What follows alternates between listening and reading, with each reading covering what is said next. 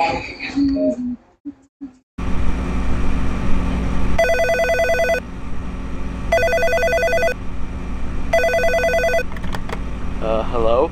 Hello?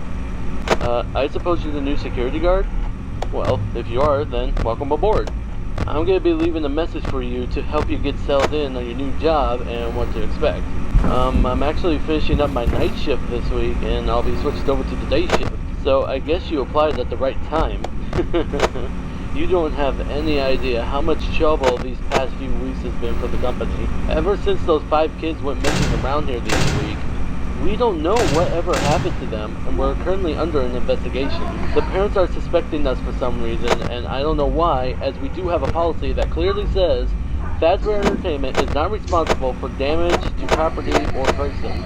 Upon discovery of damage or if death has occurred, a missing persons report will be filed within 90 days or as soon as property and premises have been thoroughly cleaned and bleached and the carpet have been replaced, and all that other stuff. Okay, I'm going on too much about the current state and policies. Let's get back on track. Anyways, as you probably know already, you'll be monitoring the building from 12 a.m. to 6 a.m. to ensure the safety of all property and equipment, as well as keeping an eye on the animatronic characters. What I mean by that is, for some reason, the characters tend to roam freely after hours. We don't know what's causing this glitch, but the engineers say that it's sometimes the result of them being turned off for too long, as they are programmed to roam around freely during the day, which I think is a technical achievement in today's robotics. Anyways, make sure that they don't get too close to your office, because if they see you, they might mistake you for an endoskeleton without its costume on, and will try to stuff you into one.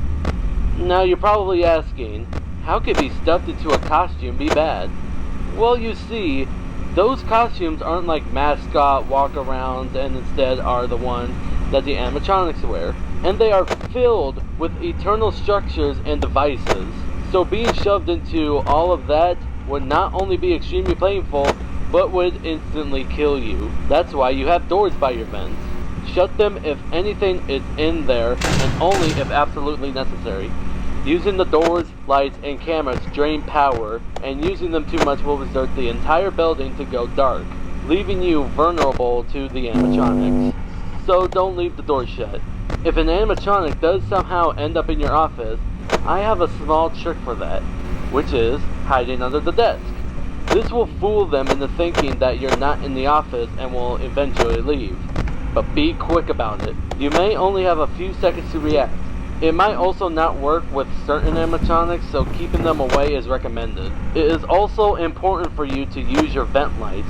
There are blind spots in the camera views, so if you can't find someone on your cameras, be sure to check the lights, okay? Okay, that should be everything now. And before I go, I am required to greet you with the company's label. Welcome to Freddy Fazbear's Pizza, a magical place for kids and grown-ups alike, where fantasy and fun come to life. Good night, good luck, and I'll chat with you tomorrow.